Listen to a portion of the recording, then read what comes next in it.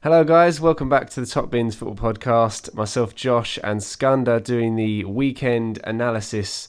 We're going to talk about all the games that we saw from the weekend just gone in the Premier League, and we're going to start with the Saturday early kickoff, Saturday lunchtime, which was Wolves against West Brom, the Black Country Derby, as so it's named. And Sam Allardyce taking his Baggies side and getting his first win as Baggies boss, which I was quite surprised about when I first heard. I thought he had won before, but obviously not. But a big win for him nevertheless in a derby match. Skunda, what did you make of this one? 3-2 it ended. I mean, it was a high-scoring game. I wasn't really expecting that. I think West Brom obviously done well, but they did get all of their goals from set pieces, I think. Yeah, I think they did. They got two penalties. Yeah, and the other one may have come from a corner, I think. Yeah, it was from a corner, so it's a standard Sam Allardyce there, I think. Yeah. Going forward, Yeah. set piece hero. But defensively, I think there's still a lot of problems with West Brom, and I don't think Sam Allardyce will be happy about that. No, I don't think he will. Obviously, they went 1-0 up early on with the first penalty from Pereira. Then conceded 2 goals just before half-time. Fabio Silva and Willy Bolly with the goals. They turned it around in the second half, though. Early goal from Ajayi, equalising, followed by another penalty from Pereira. First of all, do you think they were penalties, both of them? I think the second one was. I think the first one, it's a lot harder to tell, but I think it was. I think he was fouled on the line of the box, and obviously on the line counts as inside the box or penalty. Yeah, I mean, it was a foul. It's just a question of if it was inside or not. Yeah. I think that first goal, though, I was actually really quite annoyed with Adama Traore for Wolves in the lead up to that penalty, which obviously resulted in the goal, because he lost the ball in a dangerous area. He tried to dribble his way out of trouble, lost the ball, was on the ground. West Brom had the ball and they were attacking, and he just sort of very slowly got up, stood up, and he sort of just like gave up momentarily, and the ball went right past him as he got up, and that pretty much from there led to the penalty. And had he had been more awake and actually got up and was trying to defend, he would have potentially been able to intercept that pass. Yeah, no, I think I completely agree. I thought Adama Traore could have done more for that first goal. Obviously, it was Willy Bolly eventually who gave away the penalty, and then of course he atoned towards the end of the first half, getting that goal that put Wolves ahead. In terms of Wolves, they're struggling, aren't they? I mean, they've been struggling for wins. I think the only win they got in their last 6 or 7 games was against Chelsea mid-December. That was the only win they got. But they've been struggling apart from that. And it doesn't look good for Nuno Espirito Santo, does it? I mean, do you fear for him? Do you fear for Wolves? In this day and age, yeah, I actually do. I mean, I think he's a good manager. I think he's going for a rough patch. Yeah. But we live in a day and age where every game counts, and if you lose more than 2 games in a row, or if you're not winning 2 games in a row, then you've got headlights right on you. I think Jimenez is a big miss for them, isn't he? Obviously, he suffered that head injury at Arsenal, hasn't played since. He's a big miss for them.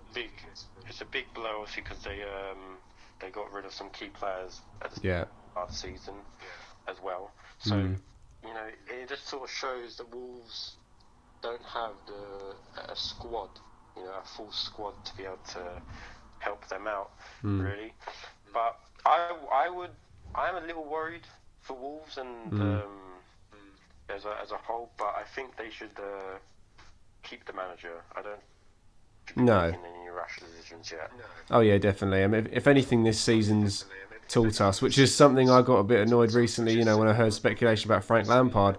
One thing this season's taught us really is that managers should be able to get some time at least, because we've seen so many managers sort of down in the dumps, and then the next minute they're turning their team around, they're climbing the table. Take Ole Gunnar Solskjaer, for instance. We'll go on to that a bit later, but yeah, definitely, managers should be given a bit more time. Santo's definitely a quality manager. He's proven it before. So yeah, but they're going to have to turn it around soon, I think. And obviously, big win for Allardyce. He's managed to keep every team up that he's managed before. How do you honestly feel about West Brom, Skanda? Do you think he's going to do the same job there? Well, they're quite far behind, already, aren't they? Yeah, they're 5 points off Burnley in 17th. Yeah. I think, they just got a win.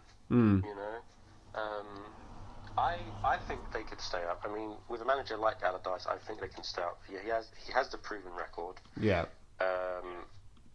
He knows how to make teams structurally organised. Yeah. At the back, and very good defensively and offensively with crosses and corners and set pieces, and long balls as well. So I believe he can keep them up. I think he knows what he's doing.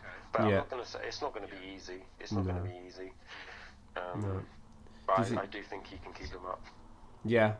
Yeah, no, I think with Allardyce, they definitely got more of a chance.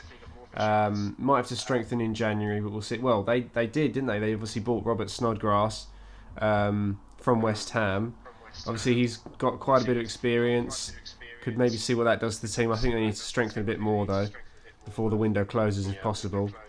But yeah, let's move on to the next game then. So we got the 3 o'clock kickoffs that happened on Saturday. After that. And we'll start at Elland Road with the Leeds United Brighton match, which finished 1-0 to Brighton. Big win for Brighton, big win for Gary Potter's side. And yes, they played very well. I was actually watching that game, and they played very well. I think as much as they played well, Leeds were very lacklustre. They didn't offer anything. Patrick Bamford, who was firing on all cylinders at the start of the season, proved a wonder striker, the player who used to be from Chelsea, but he's not really been showing any signs of that recently, and Leeds as a team have been dropping form, and Brighton took this game. They were clinical, really, weren't they? That's the bottom line. Yeah, no, 100%. Leeds had majority of the possession this game, but they couldn't utilise it effectively. On the other hand, Brighton, they were quite threatening with the chances that they actually had. And they got a goal, and I think that goal was surprised me, really, because it was a really good team goal. I didn't really expect to see it. It was, wasn't it? Quite a few good passes. McAllister, wasn't it, 1-2? I can't remember who with exactly, but he got the ball back, crossed it in, and Maupay was just there to slide it into an empty net. But yeah, it was a good team goal, I do agree with you. I was impressed there. I do think Brighton did overall pretty well when they had the ball, but they never killed off the game towards the end. And they did have one chance, I don't know if you remember, when centre-back Webster made a run through the middle of the pitch and had a shot, missed, just outside the box. I was quite upset, really, because he had so I looked it up, he had a substitute striker. I'm not sure how to pronounce his name. I think it's Tau or Tau, T-A-U. He was on the pitch. He just got subbed on the pitch as a striker, relatively new to the club and the team and getting some minutes. And as an experienced player like Webster for the club, he should have been looking for his players, especially like your strikers and your substitutes, because you want to instill confidence in them. Yeah. And he had a chance to set him through, but he went for goal. Maybe he didn't see him, but to me, I felt that was an obvious pass to make. Yeah, Brighton. They could have had more in that game. To be fair, I was watching the game, as I say, and They had chances because Leeds were very lacklustre, as I say. They had chances to kill it off, maybe get a second or third goal. I think that's been Brighton's problem this season. You know, they've not been able to score that many goals. You know, for that reason, Graham Potter will be quite worried. And they've also had a real problem with, you know, just getting draw after draw after draw. They haven't been able to turn those draws into wins, but thankfully, I think if Leeds were a bit more clinical, they could have got a point from this game. But, you know, thankfully for Brighton, they weren't on form. Yeah. So, but what it's do you make of yes. Leeds then as an overall this season? Leeds as an overall. So obviously, a lot of people have praised Leeds this season, and you know, for the way they play football, the way they're free flowing and you know, they're just all attack in a lot of their games. They can score loads of goals, but they can also concede many. But I'm one of those people who is kind of against that. You know, I join that kind of crowd who is like, well, Leeds don't deserve this praise. They don't deserve this kind of, you know, this optimism, because at the end of the day, they're losing so many games. They've lost so many games recently, and you know, they're 12th in the table. They're you know, if they keep on this bad form, they're not going to be too far off the relegation zone. Obviously, they're mid-table at the moment, but yeah, I just think Leeds. I don't think they'll go down or anything, but I do fear for them and their form at the moment. I think, you know, their form isn't reflecting well on their coach Bielsa, who is a good coach. But Leeds have let themselves down, and maybe they need to change their tactics slightly. What do you make of them? Well, I do think there is a bit of an overhype. Yeah. Leeds, you know, I do think they can play good football, but it's just not really consistent at the minute. Maybe it's a work in process, and you know, they're okay with finishing sort of mid-table this season, so long as next season they'll be fully established, you know, on how to deal with a Premier League division, and we'll see from there. Maybe next season they'll learn some lessons. Obviously, this is their first one in the Premier League for quite some time. They've been taught some harsh lessons. Obviously, getting thumped 6-2 at United in the memory, and they have slipped up quite a few times by conceding quite a few goals. As I say, it can go the other way sometimes with this team, that Bielsa set them up in that way. But yeah, they lost a big game, and for Brighton, on the other hand of things, for Brighton it was a big win, and I was really pleased for them actually. I mean, they needed this win to get clear. I really like Brighton personally. I really think they're a good side. I don't want them to go down, even though they are struggling thereabouts. They're now 5 points clear of 18th, so that was a big win for them, as I say. If they carry on this form, they could climb the table, and I'd quite like them to. As I say, I quite like them as a team. I think they've got a good unit, good players as well, good individuals. So hopefully they can continue this form. What do you make of Brighton? I think they play well. Yeah. I think they're still in. I think they're going to be in a relegation battle though. Still. It would be interesting to see how that goes, because a few of the teams below them still have a couple of games in hand. Yeah, no, they do. Yeah, Fulham, Burnley, 17 games. So they got 2 games in hand on Brighton. So that's the dangerous thing about it. So we'll have to see with that one. But Brighton just need to be able to turn those draws into wins. Really, that was a good performance, good win from them. So the other 3 o'clock kickoff, another 1-0 match. It was West Ham against Burnley. Finished 1-0 to the home side. Mikel Antonio scoring the goal within the first 10 minutes of the match. It was a good team goal again, wasn't it? A little tap in from Antonio at the far post. And West Ham overall, they just look such a different outfit this season, don't they, compared to previous ones? I think Antonio is, somewhat their man of the team, really. You know, he's the one they're sort of relying on now that he's back in the team again and scoring. Yeah. So I think they've got a real good player in him. A bit on Burnley's side, though, I'm a bit. I'm not sure what they were really doing that game, because you sort of know Burnley for how strong they are at set pieces and for crosses and dealing with the ball in the air, and it just seemed a bit too easy for West Ham, really. Yeah, No, it did to a certain extent. Burnley didn't start well at all. West Ham definitely came out the blocks quickest, got their goal. They had a few periods, I think, in the match, didn't they? Burnley, I think, correct me if I'm wrong, but didn't they have a goal ruled out for offside? Oof. I think they did. I But they, think so. Yeah, maybe. yeah, they had a few moments, but overall, they're another team who's struggling. I mean, they're 17th at the moment, only 4 points off Fulham in 18th, so they could definitely be drawn into that battle, couldn't they? Hmm. So Burnley leading the points, but yeah, another good win for West Ham.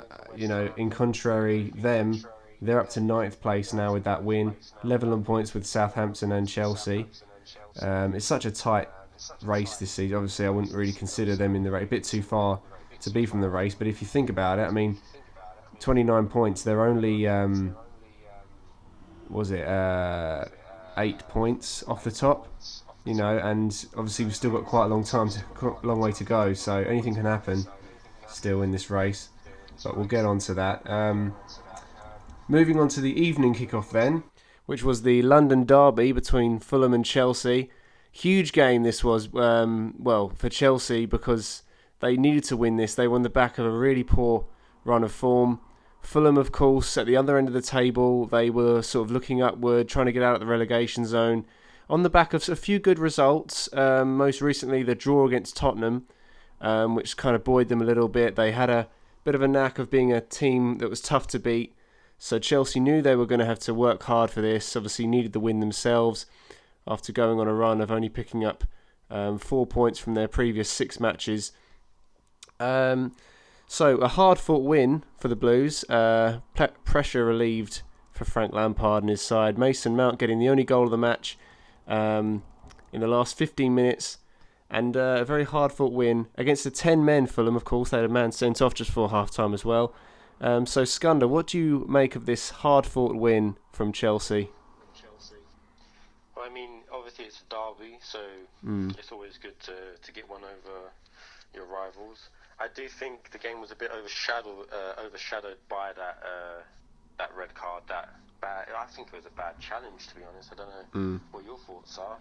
Yeah, I think I to be honest, when I first saw it, it wasn't exactly like he hadn't gone into Azpilicueta's shin, had he? It wasn't like a typical leg breaker red card challenge, which everyone assumed it was at first sight. But it wasn't really that. It was just the fact that he went in all guns blazing, and it was still very hot-headed challenge, wasn't it? Yeah, I mean, like you're right. He didn't actually go in for the shin with his foot, but he was over the ball, way over the ball. Yeah. And going in very aggressive and fast. It's just reckless, really. He could have hurt Azpilicueta. I just don't see the need for that challenge. It didn't look like the game was sort of heating up in any way to spark that moment. It just sort of a moment of madness to me, really. It was a moment of madness, you're right. And I think it was a bit of a shame because prior to that, I mean, it was a very even game. I think Chelsea started the better, played some nice passes, played some good football. But Fulham grew into the match. I think the last 10 minutes of the first half, from a Chelsea's point of view, they got very sloppy. They were passing things around at the back. Fulham had some very good chances, could have easily taken the lead. So obviously me being very nervy. And I think that red card, kind of spoilt it in a way for Fulham in sense of their progression. And Chelsea could have kicked on from this, but to be honest, even with 10 men, it was still very, very difficult for Chelsea, wasn't it? Oh yeah, I mean, Fulham made some chances in the second half. One in particular where it was a quick free kick, and it put Azpilicueta and the keeper, Chelsea goalkeeper Mendy, under pressure. Oh yeah. And Fulham could have come out with something from there.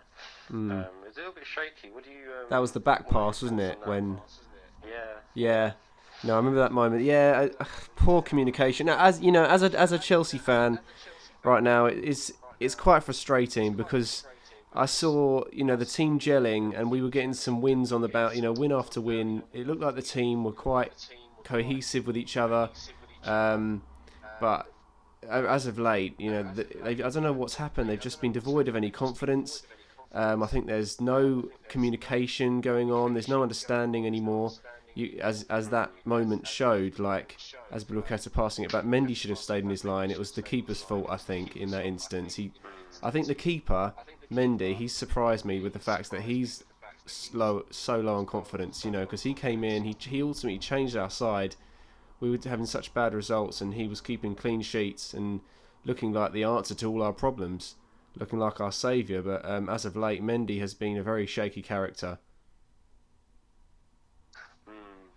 Yeah, I mean, it did sort of surprise me, that particular incident. It just it was a quick free kick, but it looked like Azpilicueta had it under control. And it just sort of, I'm not sure what Mendy was really thinking there. Obviously, he panicked, but again, he should have been a bit more calm and trusted his defence in that situation. Definitely, yeah. Keeper's fault there, I think. The chances in the first half, obviously, as I say, Chelsea, I think, started it better, played some decent stuff. Mason Mount hitting the crossbar in the first half, so that's when they came close to scoring. But then again, Fulham, as I say, last 10 minutes of the first half, they grew into it, had that massive chance with Cavallero. I mean, I think that was their golden chance of the match when it was sort of pinged in by the right back. They were playing some really good football, and Cavallero in the centre, it just hit his wrong foot, didn't it? It just went wide of the goal. It was such a big chance, though, wasn't it? He scuffed it. Yeah. It was a great chance. I thought Fulham built that play up really well, and the pass into the box to Cavallero, he was in acres of space, really, and I just thought he was going to put that away, and it just completely mishit it, Yeah. He'll be upset with that. He will be, yeah, definitely, because... Yeah, and Fulham, they were starting to build something. I think partly down to Chelsea's own making, but then again, because that's what helped Fulham grow into the match. But they did play a decent game throughout, I think. Second half, as I say, it was still quite difficult for Chelsea to break them down, even though they were down to 10 men. But Fulham obviously pushing 5 at the back. They were very difficult to break down from that moment forward in the second half. What was your opinion as a neutral, Sikander, on like Chelsea's lineup and stuff? Because obviously they started with Olivier Giroud. There's Lampard can't seem to make his mind up too much at the moment with Abraham and Giroud, and obviously Werner being talked about playing through the middle. Werner on a terrible run, as we all know. He can't seem to score. He can't seem to do anything right at the moment. It's just very worrying for Chelsea. We don't know what to do forward wise. And what do you make of their predicament as a neutral?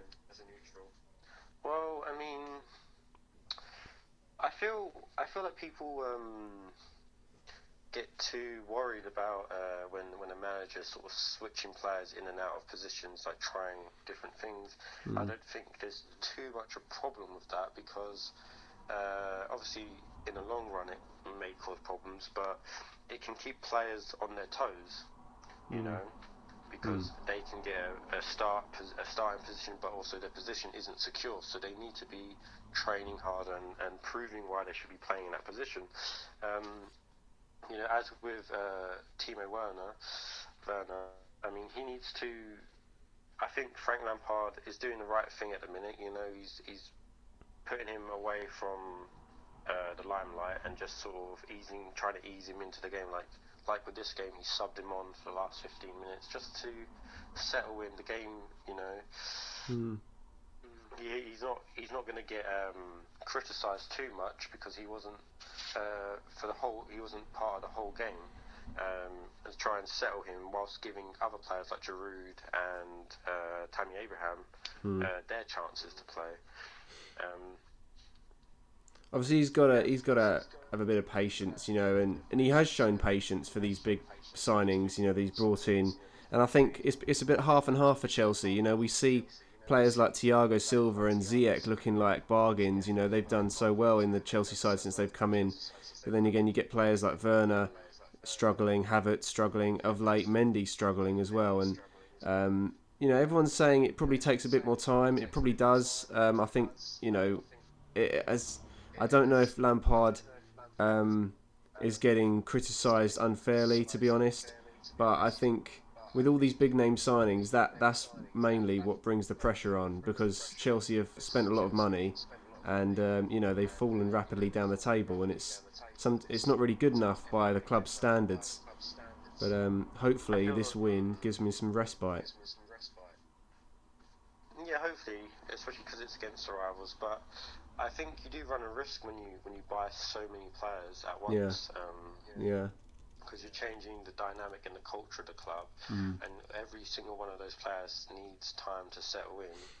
And obviously, if they have a poor start, then it could be really detrimental to their time at the club. But he's just got to be patient, and he's got to tell Timo Werner to just calm him down and just try and settle him down. Really, he will get his goals. They will come. Yeah.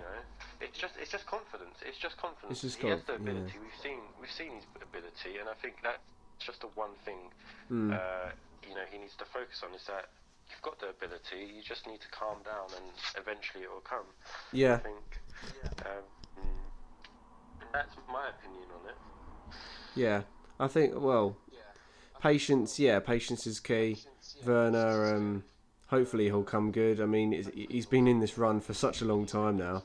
Everyone's starting to think, when will it eventually come good for him? But you're right, it has to at some point. So I suppose at the moment with Lampard, because he didn't start him at the weekend, which I think was a good decision, because he needed to be dropped. But then again, come in now and again and still get his chance, still get a good 20 minutes, and I think Lampard still has faith in him. But going back to the game anyway, we'll talk about Mason Mount a bit more. Obviously, the goal scorer got the match winner in the last 15 minutes of the match. It's a cross from Chilwell. Goalkeeper sort of palmed it out. Could have maybe done better with that. And then Mason Mount getting the volley through two Fulham players into the net, giving Chelsea that vital win. What did you make of the actual goal, Sikander? Do you think the keeper was at fault there? I think so. I do think so. I mean, the ball's come in from Chilwell, and I think what he really should have done was just palmed it over the crossbar. Yeah. Because if you can't palm it to the left or the right of the goal, away from the danger, then your next best option is to get it out for a corner. So you get your team to regroup. He just palmed out into the danger zone. Fulham, obviously, with 10 men, they're pushed back into their own box, and so you got players like Mount just sitting there waiting for that ball to drop for him. I think it was just poor from the keeper, really. Yeah. Obviously, he has to make a split-second decision with those things, but it should be a natural instinct. If you can't get it to the sides of the pitch, if you can't palm it out to the sides of the pitch, then you palm it out over the crossbar for a goal. Yeah. Yeah. No, I think he could have done better with that. Regardless, it was a good finish by Mount, though. I think he was man of the match. What did you make of his all-round performance? Oh, no, very good, very good. I think with a manager like Lampard, though, because obviously Lampard rates Mount a lot, and I think that instills so much confidence in the player. And I think that is shown there on the pitch there. Yeah, he took his goal very well. Yeah, definitely looks like a good prospect for both Chelsea and England, Mason Mount. Honestly, I think he's slightly underrated, to be honest. But then again, I'm a Chelsea fan, so maybe I'm slightly biased, but I don't know. But that win lifts Chelsea up to 7th at the moment. They play Leicester City tomorrow, which is going to be a very tough game. And speaking of Leicester City, we'll go on to them. They played Saturday evening, 2-0 win for them against Southampton. James Maddison and Harvey Barnes with the goals for them. They're looking like a very good challenger, aren't they, Skander? Like, do you think they're looking dangerous? Oh yeah, of course. I mean, everyone's sort of looking at Leicester a bit and like, oh, could they do that run again that they did last time a couple of years ago? I think it's possible that they could. I mean, the game against Southampton, they played well. They played some good football and created some good chances. Yeah. I think defensively maybe they weren't that good. Obviously Southampton didn't score, but Southampton were able to create chances. Yeah. What was your take on Southampton? Yeah, I thought Southampton had their snapshots now and again, from Armstrong, in particular the long range effort. I mean, Leicester can be got at. Their defence isn't brilliant, but then again they seem to have a good team understanding. I think which is key at the moment for them. That's why they're doing so well. They're winning football matches because they've got a good understanding in the team. I mean, it's crazy, really. Like Leicester again being up there, being considered title contenders. And if you compare them to some of the other squads around them, they've hardly spent their money. I mean, they've got Tielemans, who was brought in for a fairly large amount, I suppose, but arguably their stars are the most cheapest players in their squad. Like Jamie Vardy, he's still one of the stars in their squad. James Maddison, of course, who was bought from Norwich, I think. So he didn't cost that much. And Harvey Barnes and Michael Bryson as well. You got these players. Iosi Perez, who was brought in for not too much money. So, again, we're seeing the 2015-16 side of Leicester, where a squad that don't cost an awful amount are, surprising everyone. No, they are. I mean, it does seem that they are a couple of injuries away to key players from the title, but it was like that last time they won. Yeah. They didn't have a full squad, to switch in a whole 11 for another 11 if they needed to, but they still managed. I mean, players like Vardy, he doesn't really get injured that much. He's very good at staying fit and keeping fit. Yeah. And they would want him to stay fit because he's the one that will either make the goals or score them. No, definitely, and they've got those dangerous players, as I say, Maddison and Harvey Barnes. What did you make of the goals? And we mentioned the celebration earlier as well from Maddison. He did quite well, didn't he? Not to, to respect the the social distancing. Oh yeah. I mean, the goal itself. I mean, that was a really nice goal. Yeah. A clear smash up into the front post. I do like seeing that. Yeah. It was a good pass and it was a good run. I do think Southampton were a bit slow though, like in pushing up out of the defence, and I think it's what led to that pass coming through. But he took his goal well. Yeah. Madison. Yeah, it was a great strike. Yeah. And I feel that from there, as Southampton rather, they had some decent opportunities to draw it level at 1-1, as I mentioned, through Craig Armstrong, who looks dangerous. Ward-Prowse, he looks like a great player. Ward-Prowse has been doing well for quite a few many years now. But yeah, I mean, it was quite a big game going into it because Southampton and Leicester both teams were thereabouts. Southampton obviously coming back off the back of a win against Liverpool, but Leicester getting the job done. Ultimately, I suppose these are the big games that you need to win. But then again, their title credentials will be tested much more from here on out, won't they? Yeah. There's still half the season to go, so there's Yeah. lot to. Exactly. There's still lots of time to go, and it's still so tight, which is quite exciting for the neutral. So on to Sunday games then. We had 3 games. Let's start with the Sheffield United against Tottenham match. We should mention Aston Villa and Everton was meant to be played Sunday, but that got postponed. So Aston Villa now have 3 games in hand on the teams above them, which is quite astonishing. So don't rule out Aston Villa, because with those games in hand. But yeah, Sheffield United Tottenham, 3-1 it ended to Tottenham. Skander, what did you think of the performance? Well, I mean, Tottenham did very well. They were actually very entertaining to watch going forward in this game. Sheffield, I just think defensively they were sort of all over the place. They tried sitting back to withstand the pressure from Tottenham, but it just was a bit too easy for Tottenham because they just sort of made a lot of their chances right through the middle of Sheffield's whole team. But it was exciting to watch Tottenham play and some of their goals. Yeah, in particular, I thought that Harry Kane, again, we all know his ability. Another great goal from him, long ranger.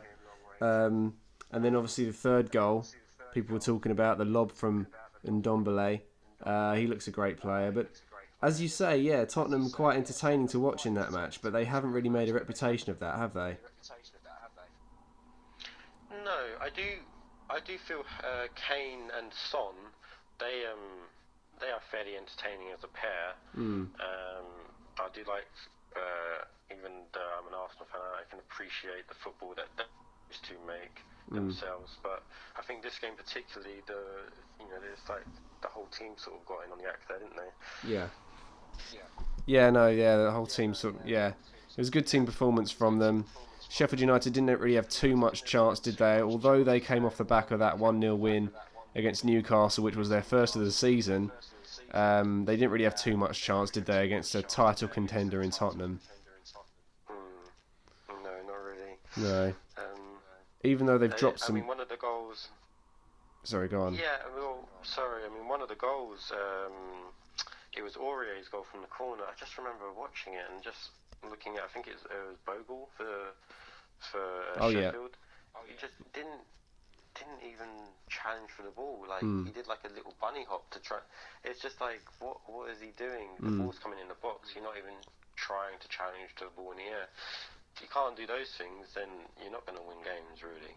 No, it looks pretty desperate for Sheffield United. Can't really see them surviving, really.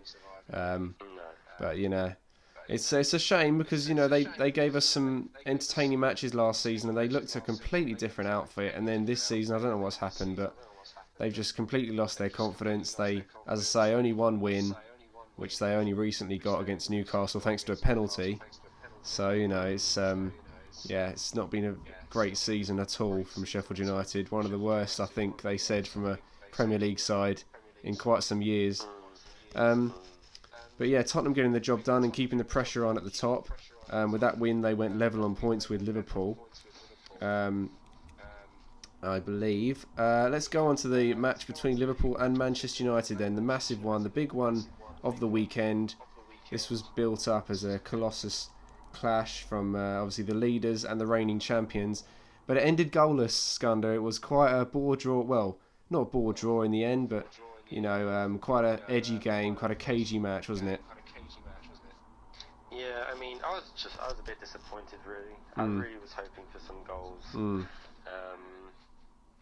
Just wasn't the match I really wanted to see, but there were still chances in there. Yeah. Some good ones. What did you make of some of those chances? Well, watching the game, I thought that Liverpool started very well. They played some good team football. They were passing it around Manchester United quite easily. Thiago in particular ran the show. I thought he was brilliant in midfield for Liverpool. I do think it's been desperately unlucky for them that they've had so many injuries. Virgil van Dijk, Joel Matip out, Joe Gomez, so they had to put Henderson obviously at the back with Fabinho, and to be fair, Fabinho does look world class in that position, so I don't think that's too much of a problem for them. But other injuries, Diogo Jota, a massive loss, and I think with him in the side, they could have added so much more in attack. But yeah, it was they couldn't really find that cutting edge in the final third. United grew into the game, didn't they? And they had some big chances towards the end, especially. Oh yeah, of course. United could have snatched it right at the very end, especially with Pogba. Yeah. What a save. Alisson made two really good saves, and especially that last one for me. Oh yeah, definitely. No, it was yeah, great keeping. Manchester United could have gone 6 points clear with that win. That would have been crazy. I mean, throughout such a tight season, I don't know what it would have been like, what people would have said if United had gone 6 points clear there. But as it stands, still 3 points between the sides. Manchester City went up to second with a thumping 4-0 win against Crystal Palace. You impressed by Manchester City, Sikandar? I mean, it was a very nice performance to watch, entertaining. I just think some of the goals were very joyful to watch. You got the Sterling free kick, you've got Gundogan's nice goal from outside the box, and John Stones getting in on act. Yeah, Yeah, John Stones. I mean, yeah, 2 goals for him. The first goal, I'm not sure if you saw it, but the cross from Kevin De Bruyne. I mean, that was fantastic. Just the outside of the boot, hardly any backlift, and perfectly weighted. And Stones just headed it in for his first goal. Yeah, I saw. I did recognise what he did there. Mm. It was a very nice outside of the foot pass. It's Yeah. very almost effortless, really. Yeah. Sterling gives him the ball on the side, and it's just effortlessly outside of the foot, and it's just delightful for Jones, you know, to get his head on that. Mm. Very, very good cross. Cross by De Bruyne. Yeah, no, definitely. He's world class.